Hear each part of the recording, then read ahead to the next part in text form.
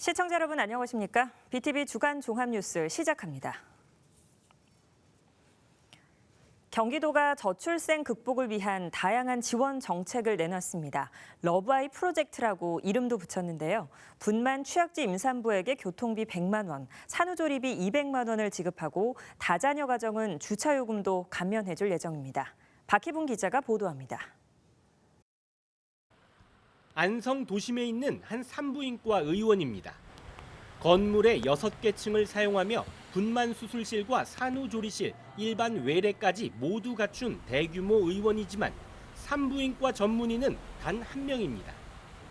지역 출산율이 급격히 줄어든 영향에 3년 전부터는 분만실도 문을 닫았습니다.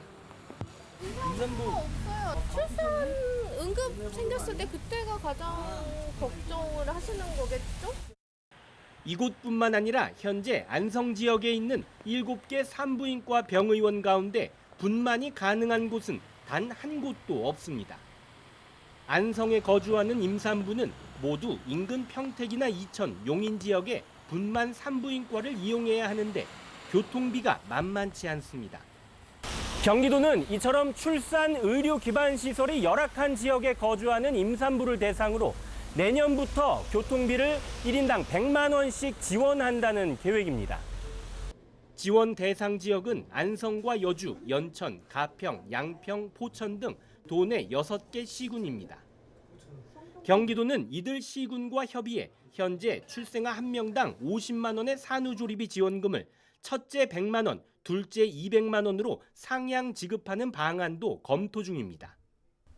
다자녀 가정의 공영주차장 이용료 감면도 확대 적용합니다.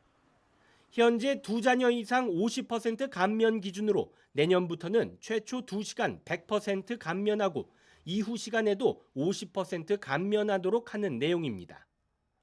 또 임신과 출산 예정 부부를 대상으로 교육하는 엄마 아빠가 처음 학교를 다음 달부터 운영한다는 계획입니다. 우리가 하는 것 중에 좋은 거 있으면 중앙정부나 다른 시도 좀 따라오게 좀 하게끔 하고요. 경기도만이라도 이 문제를 푸는 단초를 만들고 싶고 그런 것들이 퍼져가지고 했으면 좋겠습니다. 경기도는 지속적으로 저출생 정책을 마련해 러브아이 프로젝트로 발표할 계획입니다. BTV 뉴스 박희붕입니다.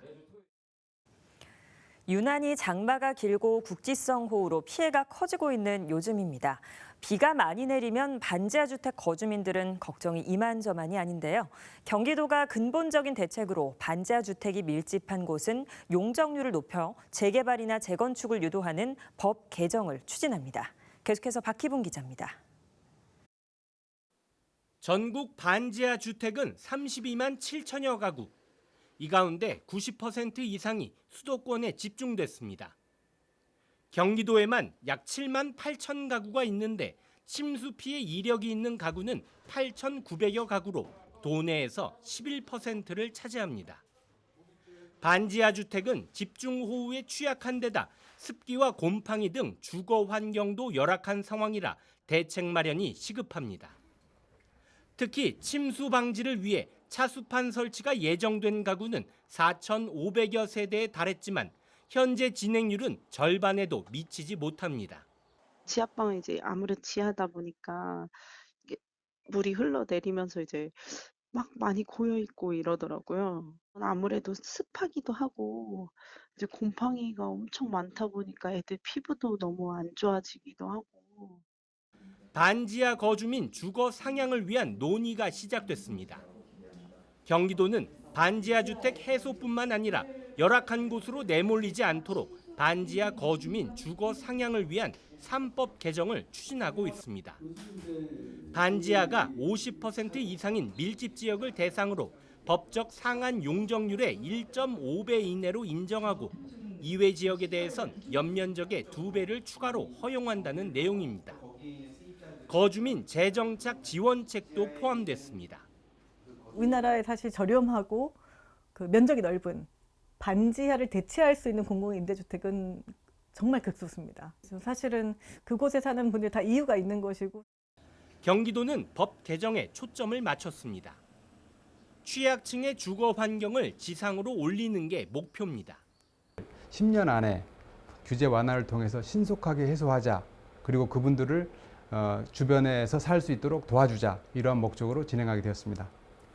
경기도는 주거 이전 사업을 꾸준히 추진하고 배수시설 정비와 물막이판 설치율을 높여 장마 피해 예방에 적극 대응한다는 방침입니다.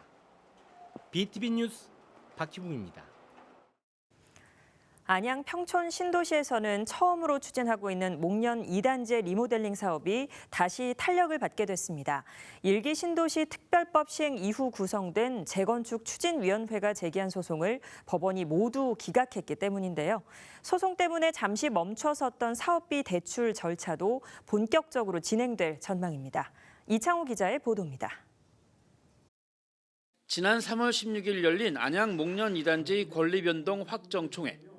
리모델링 조합과 재건축 지지 주민들의 마찰 속에 진행된 총회에서 사업비 분담금과 이주 절차 등 16가지 안건이 과반 이상의 찬성으로 통과됐습니다.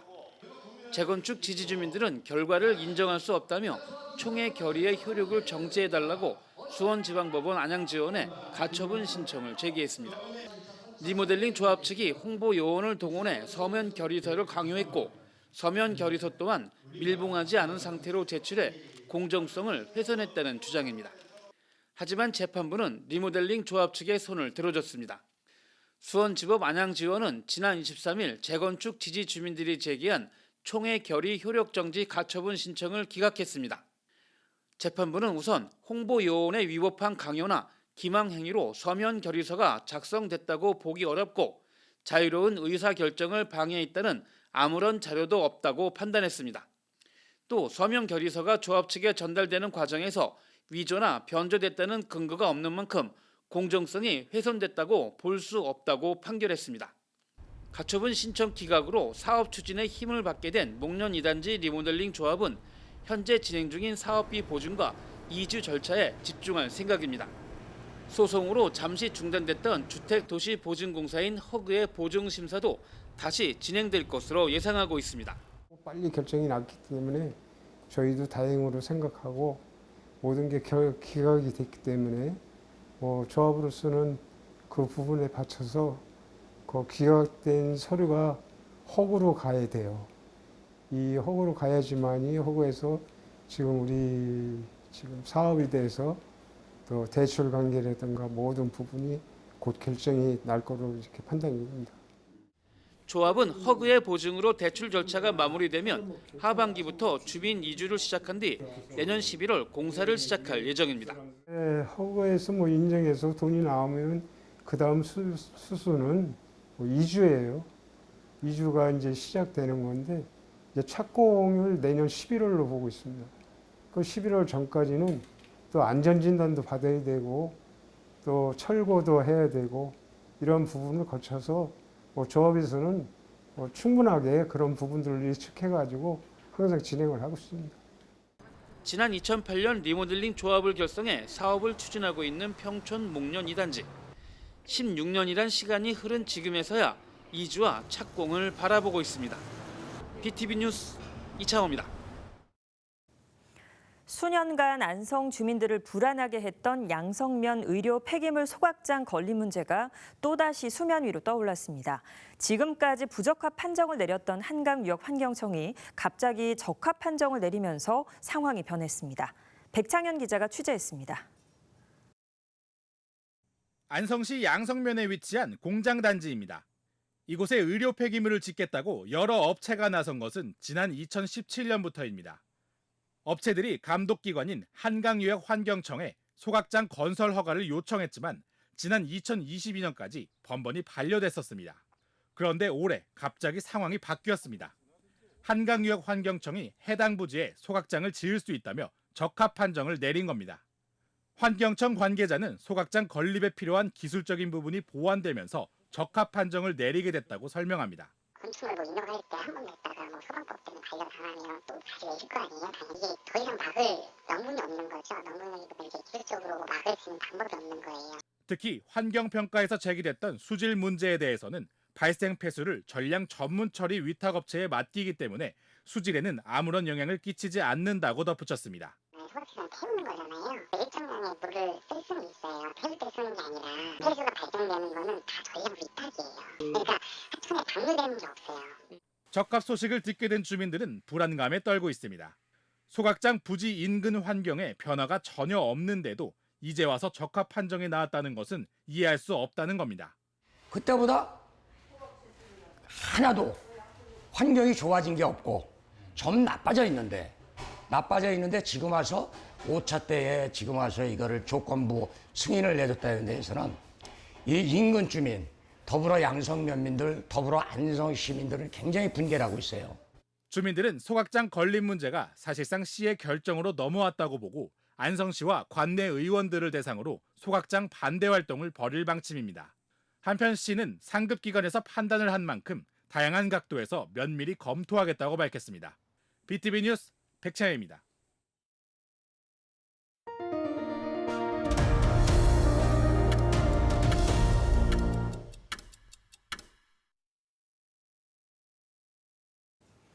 수원시와 국가철도공단은 수원역을 KTX 출발역으로 만드는 수원발 KTX 사업을 추진하고 있습니다.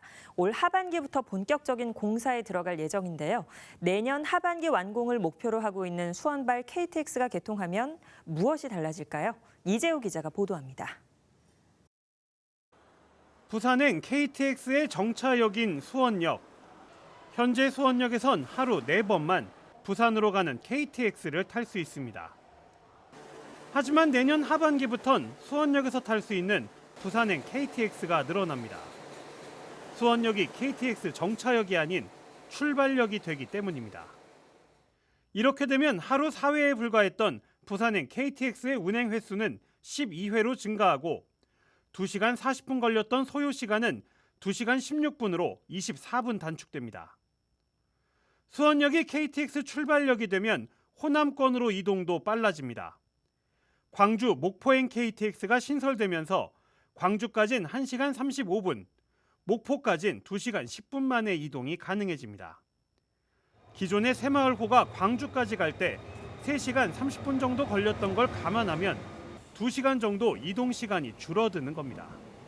수원역 자체가 현재 수인분당선하고 경순 1호선이 이제 전철로 통해서 오고 또 앞으로는 이제 GTX C 노선까지도 오게 되면은 환승도 좀 편리해서 고속철도를 이용하실 수 있는 그런 편의성이 많이 좋아지게 됩니다. 거기에 맞춰가지고 저희도 이제 앞으로 그 철도하고 연계되는 그런 환승 시설이나 이런 것들도 더 확보할 예정입니다. 국가철도공단은 내년 하반기 완공을 목표로 수원발 KTX 개통을 위한 본격적인 공사에 들어갑니다. 수원시는 차질 없이 수원발 KTX가 개통되도록 국가철도공단과 적극 협력하겠다고 밝혔습니다. BTV 뉴스 이재호입니다. 송탄 원도심과 고덕 국제 신도시는 거리는 가깝지만 사이에 경부선 철도가 지나가기 때문에 도시가 단절돼 있는 상태인데요. 평택시가 송탄과 고덕 신도시를 연결하는 지하 도로를 만들기로 했습니다. 지역 균형 발전에 도움이 될 것이라는 기대가 큽니다. 보도에 배상민 기자입니다. 낡은 건물이 다닥다닥 붙어 있는 송탄 원도심. 경부선 철도 건너편 고덕 국제도시와 대조적입니다. 지지부진하던 송탄과 고덕 신도시 간 도로 개설 공사가 마침내 본궤도에 올랐습니다. 2015년 도시계획 시설 결정 이후 10년 만입니다. 우여곡절 끝에 지방투자관리센터 타당성 조사를 지난 2월 통과했습니다. 이와 함께 평택시가 LH와 사업비를 공동 부담하기로 하면서 사업이 급물살을 타게 됐습니다. 송탄 원도심과 고덕 신도시 간 도로는 길이 780m로 경부선 철도 아래 지하도로 형태로 건설됩니다.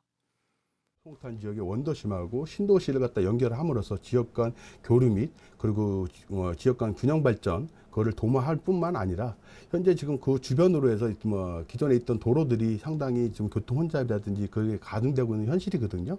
그런 것들을 갖다 분산하는 효과까지 하기 때문에 평택시와 LH는 올해 사업비 분담 협약을 맺고 내년에 기본 실시 설계를 진행할 계획입니다. 시는 이와 함께 서정동 복창초교에서 웰빙마트 간 도로 확장 공사도 LH와 함께 추진하기로 했습니다. 120여억 원을 공동으로 부담해 왕복 2차선인 도로를 4차선으로 늘린다는 계획입니다. BTV 뉴스 배상민입니다. 화성시가 내년 특례시 출범을 앞두고 4개 일반구를 신설하는 행정체제 개편을 추진합니다. 이미 4개 구의 구회관도 마련한 상태로 24일부터는 권역별 주민 설명회를 개최합니다. 임세혁 기자가 보도합니다. 화성시가 지역을 4권역으로 나눠 구청을 설치하는 절차를 추진합니다. 화성시는 이를 위해 지난 2월부터 용역을 실시했으며 권역별 구회관도 마련했다고 밝혔습니다. 저희가 구청이 없다 보니까 시청에 업무가 집중된 형태로 계속 지내왔었는데 임시로 그 출장소 형태로 운영하고 있지만 그 구청 체제를 따라가지 못하니까 시민들이 어떤 불편함을 계속 감수하고 지냈던 거죠. 그래서 구청을 신설을 해서 그 편의를 좀 증진시키려고 하는 목적으로 추진하고 있습니다. 화성시가 구상한 구회관은 향남읍과 남양읍 등을 묶은 1권역과 봉담읍과 비봉면 등으로 이루어진 2권역, 병점을 중심으로 하는 3권역과 동탄 1동부터 9동까지의 4권역으로 구성되어 있습니다. 인구수와 지역별 특색을 종합적으로 고려한 구회관이라는 설명입니다. 행안부에서 말하는 이제 인구 기준이 제일 중요하고요. 인구 20만 기준으로 저희가 구획을 해야 되고 권역별 발전 방향이나 생활권 다 고려해서 그렇게 권역을 정한 겁니다. 화성시는 24일부터 다음 달 7일까지 4차례에 걸쳐 권역별 설명회를 개최하고 구회관과 구 명칭에 대한 주민 의견을 청취할 예정입니다. 이를 토대로 빠르면 오는 9월 행안부에 구 신설을 신청할 계획으로 임시구청사 개청은 2026년 1월을 목표로 잡고 있다고 밝혔습니다. BTV 뉴스 임세혁입니다. 경기도가 오는 2033년까지 도내 모든 시내버스를 친환경 차량으로 전환합니다. 도는 현재 운행 중인 시내버스 1,900대 가운데 76%인 8,131대가 경유 또는 천연 가스버스로 앞으로 9년간 내구 연한이 지난 차량을 모두 친환경 버스로 바꾼다는 구상입니다. 도는 친환경 버스 교체와 함께 탄소 절감 효과를 내세워 탄소 배출권 거래 사업도 활성화한다는 계획입니다. 수원시가 가정용과 일반용 상수도 요금을 2016년 4월 이후 8년 4개월 만에 인상했습니다. 이로 인해 다음 달부터 부과되는 수원시 상수도 요금은 1톤당 60원 인상됩니다. 수원시는 그동안 어려운 경제 상황을 고려해 상수도 요금을 동결해왔지만 적자가 쌓이면서 요금 인상이 불가피했다고 설명했습니다. 수원시의 상수도 생산 원가는 1톤당 800.97원이지만 평균 공급 요금은 640.39원으로 원가 대비 80% 수준에 불과했습니다.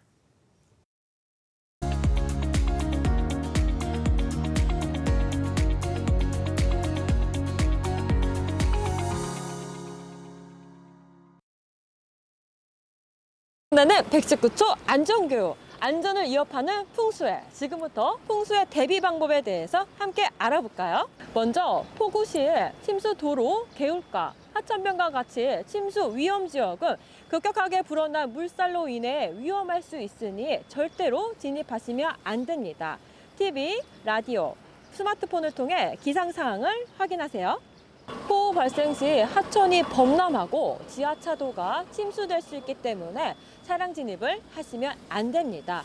이렇게 진입금지 표지판을 확인하시고 가급적이면 우회해서 돌아서 통행해 주세요. 반지하 또는 지하상가 그리고 지하 계단에 물이 조금이라도 차오르게 된다면 즉시 대피해야 되는데요. 이동 시에는 이렇게 난간을 잡고 천천히 이동해 주시기 바랍니다.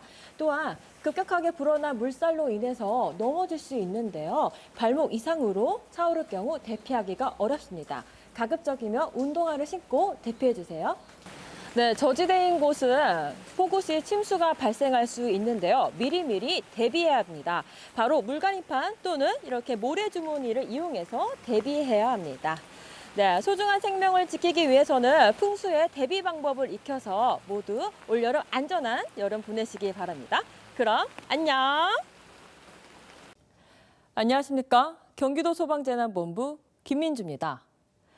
폭풍우와 홍수로 인하여 발생하는 복합재해인 풍수해는 경기도에 접수된 풍수해 사고 신고 건수가 작년 기준 3년간 8,293건으로 침수 피해가 40%를 차지했으며 고립, 붕괴, 산사태 순으로 신고되었습니다. 또한 풍수해 관련 사고 절반이 8월에 집중되었습니다. 풍수해는 사전에 위험 요소를 제거하고 인명피해 우려 시 천재적인 대비가 중요합니다.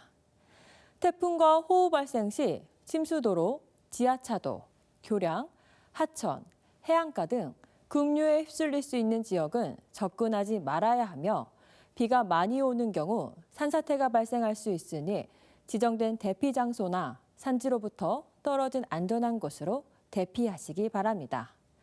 더불어 비탈면과 옹벽, 축대 등 붕괴 위험이 있는 곳에 가까이 가지 않아야 하며 용수와 배수로, 논둑은 사전에 점검하시기 바랍니다.